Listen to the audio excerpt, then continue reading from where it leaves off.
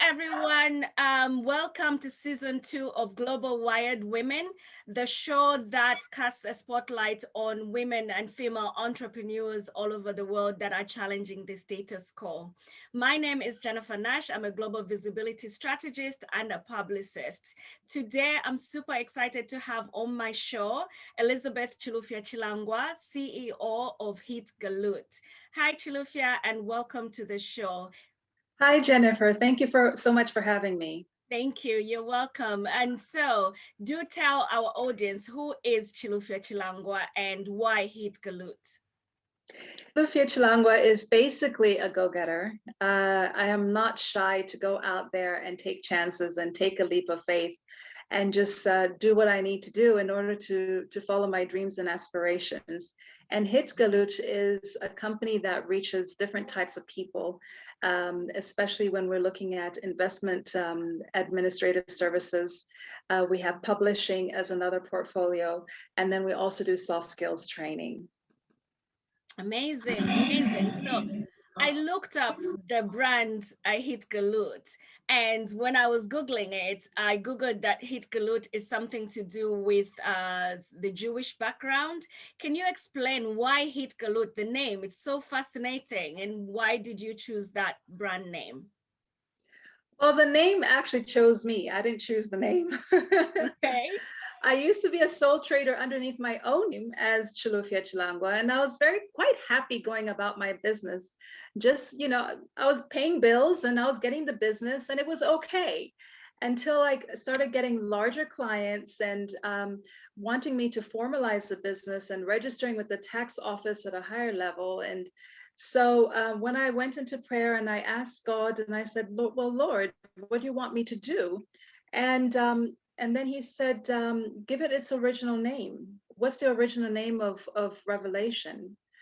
So then I thought, oh, okay. So I called my rabbi, and then she told me what Revelation means in Hebrew, and it's Hitgalut. Wow. So that's how Hitgalut was born. And the company name changed from Chilufya Chilangwa to Hitgalut. Amazing. So amazing. That is so awesome that your rabbi helped you out to come up with your name. That is so fascinating. This is why I love telling these authentic stories about you, Global Wired Women. It's always a unique story out there just waiting to be told. As Maya Angelou says, there's no greater agony than bearing an untold story. So can you imagine the impact just this conversation will have on our audience listening to your story about how you came up with that name? So thank you so much, Chilufya, for that insight and that nugget into the background of your name. So moving forward, how long have you been running Hitgalut, and what is it that gets you out of bed every morning to be doing the business and running the business for as long as you've been doing it? Because you and I go a long way back when, in Zambia, and I know that you've been running this business forever. But can you just give our viewers a little bit of background of where you came from just prior to starting Hitgalut? I know that you worked with the United States Embassy, and before that, you probably lived in the US as well, did you? I did, and so just give us a synopsis of who Chilufya is prior to Hitgalut. Prior to Hitgalut, okay, I grew up in the Middle East in Jordan because my dad worked for the United Nations, and we spent there 13 and a half years. So I was there for all of my childhood from age 5 until I graduated from high school. And then from high school, I went to the US. I did my undergraduate degree in English literature at Albright College in Reading, Pennsylvania in the US. And as soon as I finished, I worked in Philadelphia for a year. And after working for a year, I decided to come back home. I wasn't quite sure where home was. I knew that it was somewhere on the continent of Africa. So my sister at that time, she was living in South Africa. So I decided, well, I'll visit her before I go back to Zambia. And then I found myself 2 weeks in the country of being in Johannesburg in South Africa. I found myself working in a film and video industry for 2.5 years in Johannesburg. Oh, wow. It's fun. And it was an eye-opener and an inspiration for me because I'm artistically inclined. So it was very easy for me to just grasp the industry. After 2.5 years, I moved to home in Lusaka, Zambia. And I was a freelance editor and a writer, and I really enjoyed that. And I did that for quite some time. And as I said, that was when until I formalized Hitgalut Consultants. So that's been my journey, and I've absolutely enjoyed it. And what makes me get up every morning is that everything that I do, the portfolios of Hitgalut are my passion. I thoroughly enjoy it. I really, really do. And the best part of it is that I know that at the end of the day, I can still manage to pay my bills with it as well. And that's where the joy comes from. Amazing. But I will say this, at the beginning, it was a lot of hard work. There are times I just could not even pay my bills, but it was the fact that I actually enjoyed what I did. And that's what woke me up in the morning and made me do it all over again. Wow, thank you so much for that. So what would you say are your superpowers, your superpower tools that people can learn? You sound, from what you've just said, like you sound like you've had an amazing start to your career. And of course, maybe you were enabled by your background, by the fact that you were blessed to have a father who had an opportunity to get you an education in America and all of that. But I do know that the majority of your achievements are down to you as a person, as a badass, fearless female entrepreneur. What is it in your superpower chest of tools? What are the greatest attributes? Perhaps maybe mention 2 or 3 attributes that you have that you can share with our audience that they can benefit from your Well, own. I'm very creative and I'm artistically inclined. So when it comes to doing anything that will get my brain rolling and just going and just being creative and just to get my hands onto it, I get excited, and that's what drives me. It gives me an adrenaline, a huge rush, and I will work for long hours just trying to do it. Even when I go to bed, there are times I'll just wake up and I'll just jot something down. Some days it's not even just jotting something down. I'll get on my laptop and I'll start writing. I'll just start writing. So it's just something that is in me where I'm very passionate about it, and I'm a go-getter. And even if I do fail or if people cheat me along the way, that happens, yeah, because you have faith in people and they may not be as faithful to you. I will still get back on the horse and do it all again, and I'll find a different route of how to go about it. So what my strongest strength is just keep on going. I don't know where it comes from. It's just deep inside me. I just have that energy to just get back on the horse and do it all over again, and just find a different route of how to do it. And one of the other things as well is my faith. People who do have any particular faith, it doesn't matter if you're Christian, Muslim, Jewish, Buddhist, whatever it is, if you have some type of spiritual connection, it grounds you and it creates discipline. So it's actually given me the grounding and the discipline of just being faithful even to my business and even to the destiny that I want to achieve and the goals and objectives that I have for myself. So it gives me the discipline and the grounding of just being patient as well to achieve what I want to achieve in life. I love it. I love it so much. I mean, like, you've just to get up and be on that horse and just direct that horse and just let it lead you to the destination that you've planned. I love your focus and your zeal, the fact that you just like hone that in and you just never give up. You've got so much, like I said, resilience, but also to your point, it's just knowing, like, you just have to get up, having that strength to get up every day. That's an amazing trait to have, because it's so easy for people to just like roll over in bed one morning and just say, I've had enough, I'm not gonna do it, and then and just give up. But to have that agility to be able to get up and do it again and again, no matter how many times you fail, that is so admirable. It's such a great trait to have. And it has been said, I can't remember which American president, but I believe it was Washington, that failed about 7 times in his business before he even became president, before he could even succeed in anything that he touched.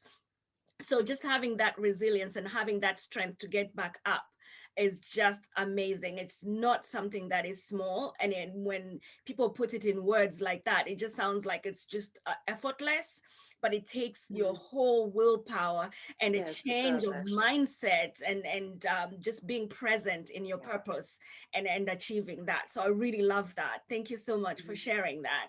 Thank you. So, so Chilufya, so having said all of that, have you had challenges so far in your business that if you look back at maybe, let's say, your 20-year-old self or however it is that age you were at when you started Hitgalut, what would you say to your younger self that was starting the business then and knowing yourself looking back as the Elizabeth Chilufya that you are today and all the wisdom that you've since garnered? What would you say to your younger self?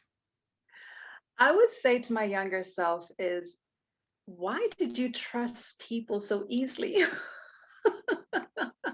Oh, bless you. Oh my goodness. I'm sure Well, I there's was a so story there for naive. another time. Oh, I was so naive. I mean, the accountants I used to have, oh my goodness, I'm still paying for it today. I'm still clearing the debts. I was paying accountants, wasn't even checking the books because I'm not good with numbers. It's one of my weaknesses. But then I discovered, well, hold on.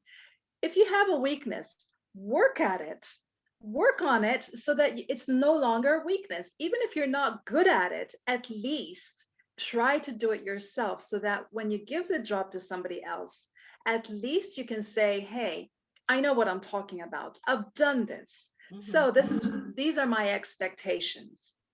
And it actually today it gives me the confidence. I'll tell my younger self, get more experience of just getting exposure and reading up or meeting people, talking to them, learn about the different industries you don't know about. Don't be afraid of them Yeah. and take them on. And even if you still cannot do it, when you get somebody to work with on that particular area that is not your strength, at least you can speak the language about that particular job or industry or whatever it is, as if you know exactly what you're talking about. Then they won't cheat you. I don't know how many times I got duped. I love it. Absolutely true and spot on. You need to be intentional in gathering that knowledge that you need Right. in order for Yeah. you to be able to articulate whatever it is like you're passing on to, maybe you're outsourcing your work to, like, to your point, an accountant. You need to understand the basics of P&L. You need to understand the basics of account management. But also, to your point, I equally have that fear for numbers and the accounting processes. And I think that's an innate fear that a lot of visionaries like myself and you and entrepreneurs that are so focused on being strategists that we tend to negate that aspect of our business, when in actual fact, when you are a CEO of a company, in the first instance, you need to be good at sales. And when you're good at sales, you need to be good at the numbers. The numbers need to add up. Otherwise, you cannot run a business without knowing the bottom line, right? But I do also know and appreciate that you and I both are very passionate about our three bottom line thing is the 3P bottom line is the people, planet, and profits afterwards. So I think our focus tends to be more on, we're more people centric than we are on the money, but the money is the one that actually does pay the bills, right? So I really can relate to that, because if I had to look back to my younger self, I was exactly in that position that you just said. So I believe that the audience listening to us will be like, yes, I can relate to both Jennifer and Chilufya. I'm in that area right now, or I was in that area a few years back. So thank you for that insight and opening up that can of worms that needed to be open. I'm glad I can laugh about it now, though. Yeah, absolutely. It's a good feeling to laugh about it. Yeah. Yeah, that's true. So if you were to give one piece of advice to a protege, somebody who's coming behind you, somebody who's listening to this show right now and saying, wow, Chilufya has achieved so much in the XYZ number of years that she's been doing her business. Please mention the number of years you've been doing your business, and she's achieved so much, and I can learn from her. What would be that probably one-liner piece of advice that you would give our audience and our listeners today? What I'll say is to listen. Listen to the audience, listen to the marketplace, listen to the people who are talking and who are crying out for whatever it is that they want, because whatever it is that they're crying out for, that is the area where it needs to be explored for you to work your business in. For example, if you are great in sales, what product are people crying about that they really need? Find somebody who's already doing that product if they're not doing it. And if you have the confidence to go ahead and produce that product, then do it. Yeah. Because then you're meeting the needs of the market. And that is where your secret of your gold mine is. Or you will see in your environment, something might be missing in your environment. You have to really open your eyes and look at things at a bird's eye view and hear what the environment is also saying, what is needed and what is required to improve the environment. Then that is your niche of where you can actually grow your business and grow your product and serve the community at the same time, because you're meeting the needs of the people. I love it. I love it so much. So identify the gap in the market. First and foremost, listen out, as in you can listen with your eyes doing research. You can listen with social listening to conversations that are going on in the communities, whether it's LinkedIn, Facebook, and stuff like that, and gathering that knowledge and then applying that knowledge to your genius zone so that you can fill that gap and serve people that are looking for your services. And to your last point, make an impact by serving that community. I love it.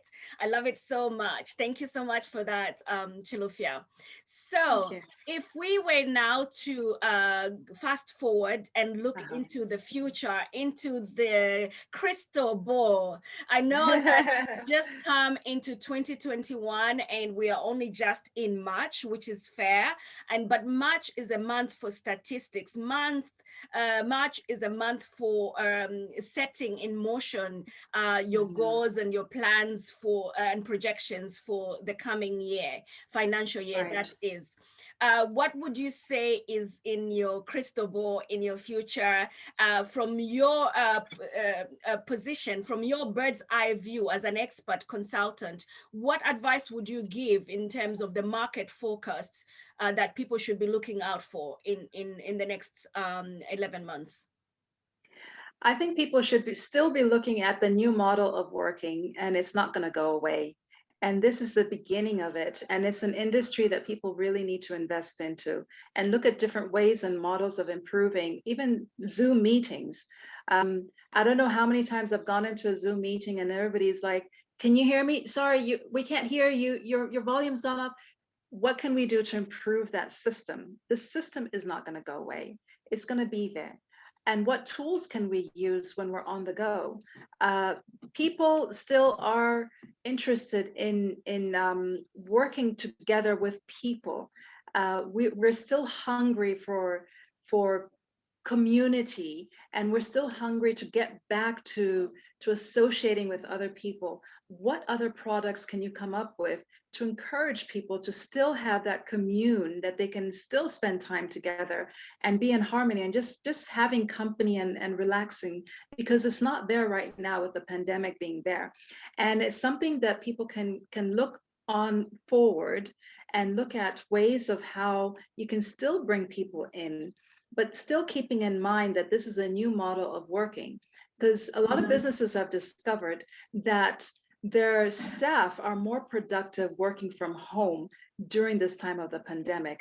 They're spending longer hours on their work.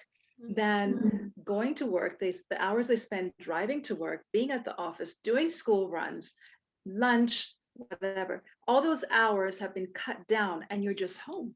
So people are working from home, so the productivity has increased. So I would say the technology industry is an area where people should really focus into and look at different ways and different models that can come out of it. And then also, how can we get people to meet up again? The infection rates of COVID is quite ridiculous. Why? Because all of a sudden, when people just can't stand being confined, all of a sudden they just go out and they just become wild because they just can't contain themselves. They want to be with their friends and family, then infection rates go up again. So it's a cycle. So what system can you put in place to also protect people, but yet they can still enjoy themselves? And I'm sure this pandemic won't be here forever and ever and ever. So we need to prepare ourselves for it when it comes to an end. What are we going to be doing to prevent such things to happen again? Yeah, I like that. Very great advice and very timely, because obviously, like you said, again, I keep making reference to your point because I just love the insights that you're giving. At the end of the day, like the staff, the employees, they're very, very mobile these days. So companies need to become more agile and receptive to the new methods of working so that they can accommodate, especially millennials that do not want to be confined to one formal method of communication via email. I mean, that is like so old school right now. They want to use Facebook Messenger. They want to use WhatsApp. I was not paid to promote these apps, but it's a reality of times that we live in, right? And we just have to adapt and adopt where we need to. But also to your point as well, which I liked, that the productivity for employees has gone up, skyrocketing. Right. But I think that it is also would be remiss of us to not mention the fact that that has also got some negatives because employees are being overworked. So just because people are working long hours doesn't mean that we need to negate the mental health that is causing them for having to work so long hours that they don't have time to switch off. So I would urge employers as well, and you can comment on that, would urge employers to also encourage a mental health check, a mental health day, perhaps, that maybe the employees can have to just switch off gadgets or all communications with their employers just to take care of themselves, just for self-care. And I do that in my business. I do that with my team, because I do realize that sometimes we're always just pumping and communicating constantly around the clock, but nobody stops to actually realize and take stock and think, oh my gosh, this has been ongoing for 24/7 for the last 7 days, and we haven't had a break. So, and people are bound to just lose it and just become so stressed and overwhelmed and stretched. So, I mean, I guess you have a comment to make towards that as well. Well, that's why I actually said that there's need to also have recreational activities where you can bring people together, even though the pandemic is there. I mean, the spike in numbers, that it's just up and down, and it shows you. And where those spikes end up being is where people go to social gatherings because they cannot be confined for too long. And that's a solution right there. We need to find a way where people can actually take a break and move away from that, because they'll burn out. When you're working for yourself, and I have a team of different types of consultants, and they also have other consultancy works that they also do as well. So I always check in on them. I drop them a line. How are you doing? Oh my goodness. Some of them will just say, oh my goodness, I'm so overwhelmed. Da, da, da, da. So I'll just tell them, I said, would you like to grab a coffee? Would you like to take some time out? So when I'm not in Malawi and I'm in Zambia, I tell people I'm around. Let's just grab a coffee. Let's just chat or whatever. Just time out. That's all we need. Time out. And that is important. And it's a form of retreat.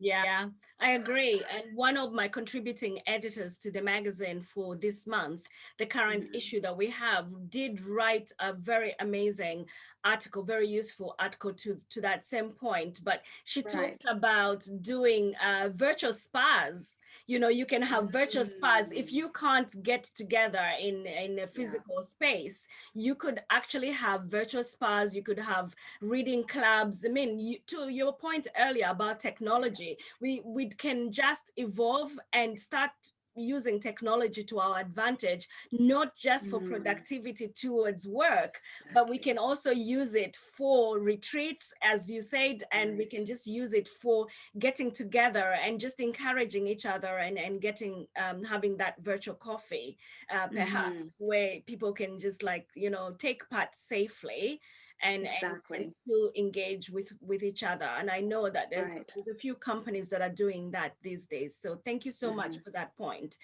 So Yeah. before we come to the end of our fireside chat, which has been such insightful and amazing to have, I Yeah. can't believe the time has run out so quickly.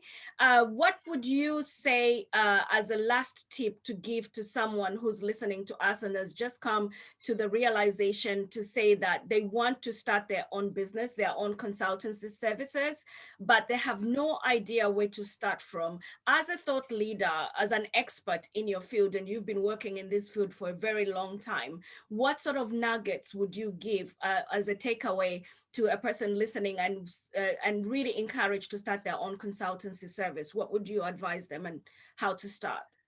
I would advise them just to start working on tools that they already have, which is basically their hobbies. They start with their hobbies and share their hobbies with their friends, whatever it is that they're doing. If somebody loves baking and they bake for their friends and they're looking for an extra income on the side, I would just say, why don't you try and approach one bakery, just one bakery, before you even register a company or even get a business card. Just go to one bakery and just say, can I supply you with this one type of cake or these type of cupcakes, and you let me know how they go. And if they love it, and then that's when you can just start slowly, slowly start. You build it up and do not rush into marketing and advertising and saving up money. You don't need to save money to start anything, really. You just start through your friends, through word of mouth. You share your ideas, you share your products, samples, you just give them around, and then you start working on those samples and making them more marketable. And that way, you can start with as little as $10, maybe even $20. If you really want to push it, $50. Going back to the baking thing as an example, $50, you could just get all your ingredients and just start going to different bakeries and just say, here's some samples, let me know what you think. And then I can just be supplying you and, you know, informally, let's see how it goes. And that's just an example. And that's how I started. Yeah. I was an editor and I started doing free services, you know, editing for people as well as writing as well. I wrote for a couple of magazines for free. And I just enjoyed it. I really enjoyed it until I started getting a following of readers. And then I thought, wait a minute, people are charging for this. Let me see if I can charge for it. So I started charging and people are paying. And that's how it started, you know, little by little. That's how you got to begin. It should not feel like you're running a business from the get go. No, it should feel enjoyable and you should entertain yourself as you're doing it. And it should not feel like work every single time from the very, very beginning. If you start off with an understanding of the fact that this is a hobby and you're loving what you're doing and people are appreciating it and you're changing people's lives and you're putting a smile on their faces, then it becomes something that you have more energy to want to continue doing. Yeah, thank you. Thank you so much for that. So yeah, just to recap what you just said. So products, if you are going to be a baker or doing something, you're doing fast moving consumer goods, you want to start with a product-led growth framework, where you present the product first so that it leads to your growth. And equally, for another example, for services, write for other people, let them test your writing skills, let them test your services, and then once they've tested those services, they can make a purchase. That's amazing. Thank you so much for that. And of course, like, the biggest takeaway from what you just said is, like, start small and start with a passion that leads to profits. I like that a lot, because most people think that they can only profit from something that is so rigid and so business-like, when in actual fact you can just turn a hobby into a profit. I really like that. Thank you so much for that insight and nugget. So before I let you go, Chilufya, could you tell our audience, how can they reach you? Where can they find you? Where do you hang out on social media? What's your favorite platform? And share your handle as well, if you may. Well, they can find Hitgalut Consultants on Facebook. We're also on Instagram. We're also on Twitter as well. And they can drop us a line, and our contact numbers are also on WhatsApp. WhatsApp is quite popular on the African continent, and a lot of people use it quite a bit. So on our contact numbers, we have a Zambian number as well as a Malawian number. They can drop us a line on WhatsApp, or even email us at hitgalutconsultants@gmail.com. So we're pretty much all over the show. Amazing. It's been such a joy and a pleasure having you on Global Wired Women Show. And I look forward to continuing this type of conversation with you in the future, to catch up with you and just see where you're at from this day. So thank you so much for joining me, Chilufya. It's been an absolute pleasure hosting you on the show today. And thank you. Have yourself a great day. Thank you so much, Jennifer. Thank you. And there you have it, viewers. I had Chilufya Chilangwa today on the show. If you want to be part of the Global Wired Women tribe, do sign up, subscribe on the link below, but also subscribe to our channel, and also reach out to us at www.akenbrook.com and learn more about how you can become a guest on our Global Wired Women show, a show that casts a spotlight on female entrepreneurs that are trailblazing in their business and areas of expertise. So that's it from me today. My name is Jennifer Nash, and we'll see you on the next episode. Thank you and goodbye. Thank you.